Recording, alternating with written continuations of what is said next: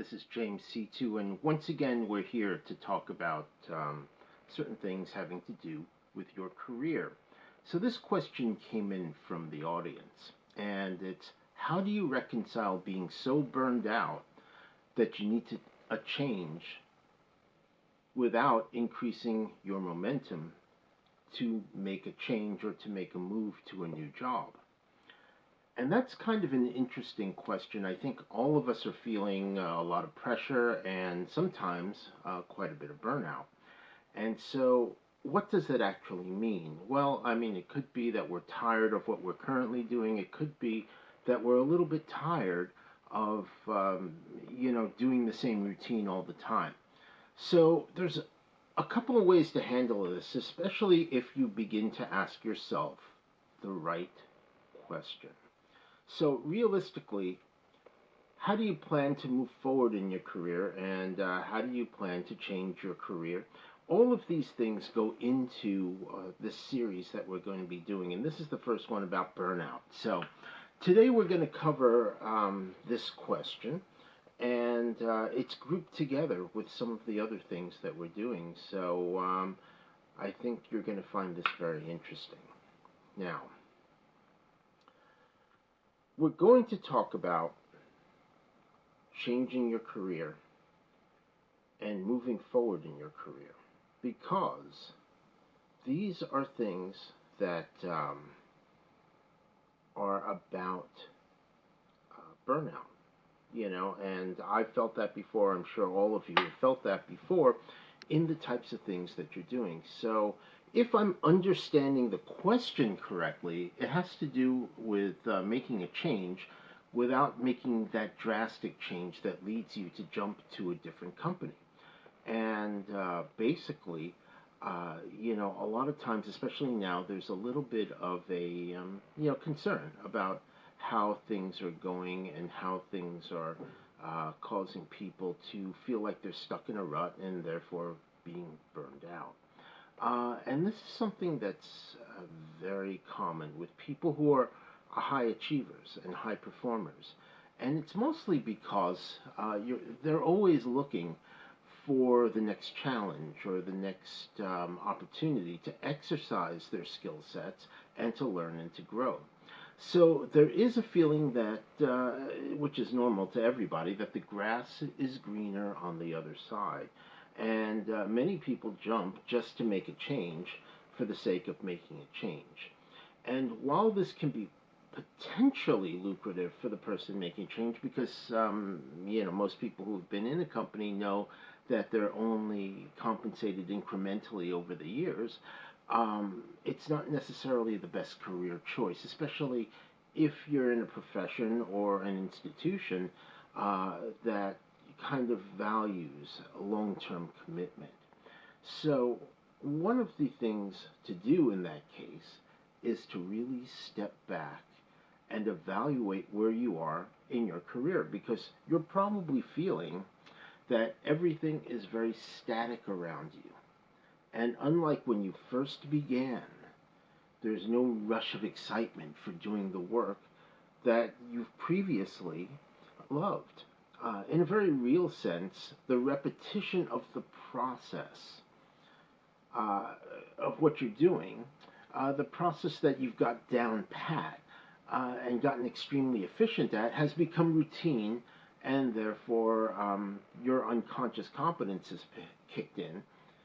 So it only takes a minimum amount of thought to get your work done, and your very efficiency that has gotten you to this place and this success is what's causing the burnout. Now, most people would suggest taking a vacation, which might be a possibility, except at this time, many of us are locked in because of COVID restrictions. And while a vacation or a holiday, as it's more commonly called in the rest of the world, gives us a break and gives us a chance to recharge our batteries, so to speak, it's not always possible to have a vacation at a certain time that you really need it, and it's not really a permanent solution to the problem. So because it's a systemic issue, in that your job has become routine. So let's try something different. Close your eyes and imagine, or take a piece of paper, think about why you first began to do what you currently do in the first place. What was it about the job that attracted you to it? I mean, was it helping people? Was it learning new things? Was it making more money? Are you currently doing those things that attracted you to the job? Or are you caught up in the day-to-day? Are you doing a lot of paperwork? Do you have the opportunity to do those things that attracted you to the job to begin with?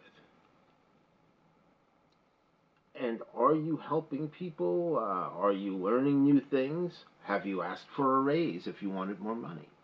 A lot of people are afraid to ask for a raise, but when they're actually performing, that's not that big an issue. If you're not doing those things, then what's stopping you? So, if you don't have the opportunity to do those things that attracted you to the job in the first place, like being like you're more involved in managing people now and leading a team, you have the opportunity to help the people on your team the same way you would normally. You know, when you first got into the job, it's just applying your skills in a different place. You know, so even if you're not working with clients, you can help the people that you're working with. If you're not learning new things, have you thought about teaching what you know? This will really test how well you've learned some things and how well you know your area of expertise. And can you leverage what you know into a side job? Maybe you'll make more money that way. Maybe you'll even find your way to a new career being self-employed. I doubt you took your current job to be unhappy. There's got to be at least one other reason you make the effort to go through the employment process and really work well enough to not get fired in the first place. So if you have no outlet for any of these things, that might be your signal to look for a new job where you can get what you want. But at this time, you might just have opportunities where you haven't yet explored. So remember, unless you express your desire for more, first to yourself, and then to your allies inside a company who can help you, you'll be stuck doing the same thing over and over again, basically practicing that which makes you unhappy. So, if you have any questions, please be sure to put them in the comments below, and be sure to like this video and subscribe to the channel. For more free resources, please go to jc2consulting.com. The link is below. I have a free ebook available, NLP for the World, featuring 31 of the top NLP trainers covering a variety of topics. It's now both in English and Spanish. And you can find a link to my best-selling book, The 5 Keys to Hypnotic Selling. The techniques in this book have helped many people increase their income, including clients from a company that increased sales by $1 million after training with me. So thanks, and look forward to the next video.